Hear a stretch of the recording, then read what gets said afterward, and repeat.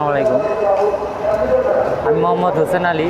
আমি একটা দুর্ঘটনার শিকার হয়েছি। আমি এই জায়গায় আসছি প্রতারণার শিকার হয়ে। আমার এই জায়গায় একজন আসতে বলছে। আমার ওয়াইফ মোসাম্মদ মেহেরুন্নেসা, সে হয়তো বা একটা ছেলের সাথে চলে গেছে পালায়, আমি জানি না। কিন্তু কই গেছে তার খোঁজ পাইতেছি না। সে যেই জায়গায় থাকুক, আমার এই জায়গায় যদি ফিরে আসে আমি তারে নেব।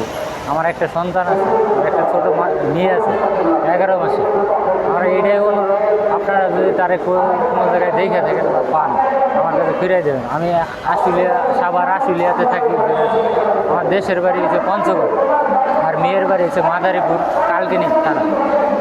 আর সে আমার এই জায়গায় আমার টাকা পয়সা যা যাবতীয় ছিল সব কিছু নিয়ে চলে গেছে। আমার যে কাগজপত্র যা আছে, একটাই অনুরোধ, সে যদি আমার কাছে ফিরে আসে এই জায়গায়, আমি তারে নেব। আমি নারায়ণগঞ্জে চাষারায় গেছিলাম তারে খোঁজার জন্য। আজ থেকে বিগত 7 তারিখের ঘটনা।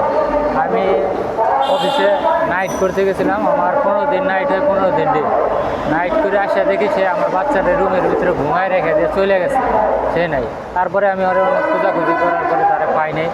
আজকে 23 তারিখ হয়ে গেল, এখন পর্যন্ত পাইনি, নিখোঁজ। হয়তো বা সে কোথায় আছে আমি জানি না। সে যদি আমার কাছে ফিরে আসতে চায় কখনো, তারে আমি নিজ দিতে তারে আমার কাছে ফিরাই নেব। তারে আমি কোনো দিন তার দুর্ব্যবস্থা বা মার এসব কোনো দিন কিছু করবো না। তাই একটাই অনুরোধ থাকবে, যদি তারে আপনারা কোনো জায়গায় দেখে থাকেন বা পায়ে থাকেন, আমার কাছে আমার ফোন নাম্বার দিয়ে দিতেছি, তারে আমার কাছে ফিরাই দেবে। যদি আমি এই জায়গায় বর্তমান এক জায়গায় দাঁড়ায় আছি, আমি ভাই আর কী বলবো, আমার বলার মতো ভাষা খুঁজে পেতে। হয়তো বা আমার স্ত্রী ফোন দিছিল, আমার ফোন দিয়ে বলছে যে তুমি আমারে নিয়ে যাও 10 তারিখে, কিন্তু আমি তারে নিয়ে আসতে পারিনি। তারপর এখন যে জায়গায় ঠিকানা দিতে সেই জায়গায় গেছি। সে ফোন দিয়ে বলছে যে আমার সিম টিম নিয়ে সব কিছু ভেঙে দিছে, আর তারে হয়তো বা অপহরণ করে রাখা হয়েছে। এই কথার ভিত্তিতে আপনি বুঝতে পারেন যে আপনার স্ত্রীকে অপহরণ করা হয়েছে, কিন্তু আপনার বোন থেকে যদি অপহরণ বলেন, বোন থেকে তো অবশ্যই নিয়ে গেছে, স্বেচ্ছায় তো যায়নি। স্বেচ্ছায় গেলে তো অপহরণ হবে। আপনি বোন থেকে তো নিয়ে গেছে, এরকম কোনো মানে আলামত চিহ্ন পাওয়া গেছে? এরকম চিহ্ন তো আর আমার কাছে নাই, কিন্তু সে যে যার সাথে গেছে, যে নিয়ে গেছে, ওই ছেলেটার ছবি বা ফোন নাম্বার আমার কাছে আছে। হয়তো আমার সন্দেহজনক চাষি, ও আমার ফোনে এটা ছিল যে আমার আর একটা ফোন আছে, সেই ফোনে ছেলেটাকে আপনি পরিচিত বলে আমার পাশের, মানে আমি যে অফিসে চাকরি করি সেই অফিসে তার পাশের অফিসে, হ্যাঁ, সন্দেহ তালিকায় ছিল। সে জায়গায় চাকরি করছে, হয়তো বা তার সাথে কথা হয়েছিল, আমার একটু সন্দেহ হয়েছিল।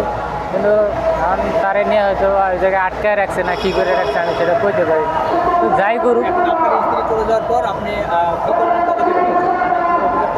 থানায় আমি একটা জিডি করছিলাম যে সে যদি আমার কাছে ফিরে আসে বা ইয়ে করে, বা আমি তারে নিব। আর আমার যেটা আশুলিয়া, সাভার আশুলিয়া থানা।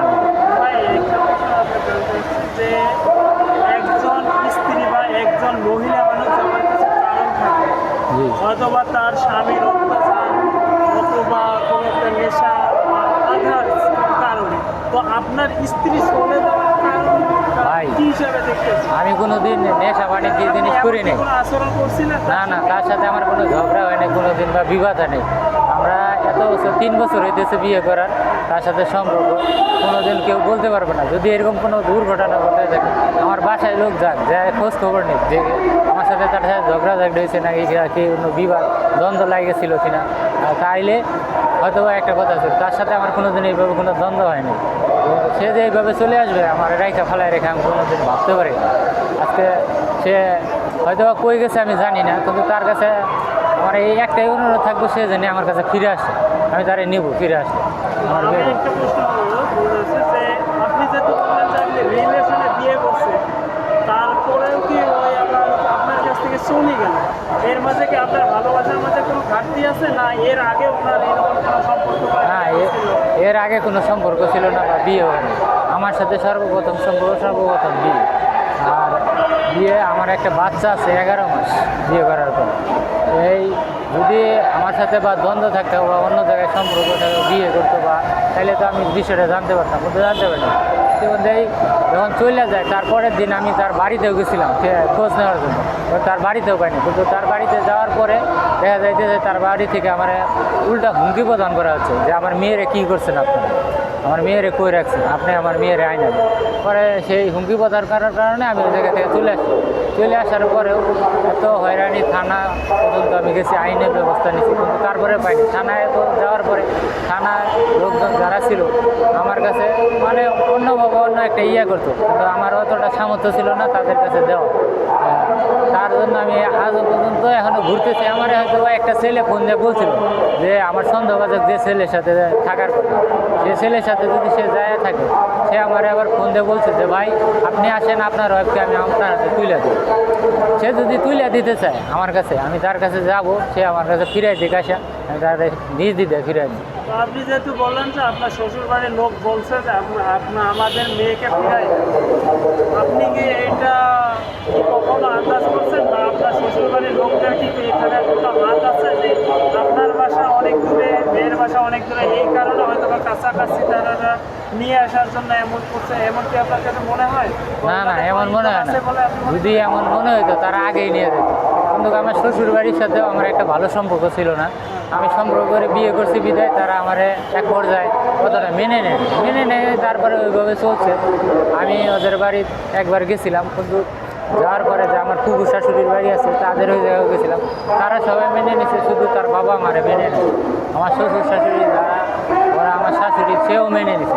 মেনে নেওয়ার কারণে সে আমার সাথে এত যাবত আমার সাথে সংসার করে। হঠাৎ করে যে সে এইভাবে আমার ফালায় রেখে চলে যাবে, বা কার সাথে গেছে সেটাও জানি না, বা কে ওরা নিয়ে গেছে। এক সন্দেহভাজক এক ছেলের সাথে, বা এই ছেলের আমার কাছে ফোন নাম্বার আছে বা ছবি আছে, যে আমার যারে সন্দেহ হয়। তো আপনার বাচ্চার এখন দেখাশোনা কে করতেছে? আমার বাচ্চা আমি এক আন্টির কাছে রেখে আসি, যে বাসায় থাকি সে পাশের বাসায় এক আন্টির কাছে রেখে আসি। আমি ভাই এমন অবস্থা, এমন পজিশনের মাঝে আছি, রুমে যায় ঘুমাইতে পারি না, কারণ আমার রুমে কারেন্ট নেই, আমার পকেটে একটা টাকা নেই। যা আমার টাকা পয়সা যা ছিল, ব্যাংকের কার্ড, আইডি কার্ড, যা যাবতীয় ছিল, মোবাইল দুইটা, তারপরে সব কিছু নিয়ে চলে আসছে। মানে আপনার বাসায় যে টাকা পয়সা মোবাইল আসছিল সব কিছু নিয়ে চলে গেছে? হ্যাঁ, সে নিয়ে সব কিছু চলে আসছে। তাহলে তো উনি পরিকল্পিতভাবে চলে গেছে। কিন্তু আমার তারপর আপনি ওনাকে ফেরত দিতে চাচ্ছেন, হ্যাঁ। তো আসবে না। যদি আসতো তাহলে এত কিছু নিয়ে যেত। যদি সে ফেরত আসে, ফেরত আসতে চায়, আমি তার ফেরত নেব কখন।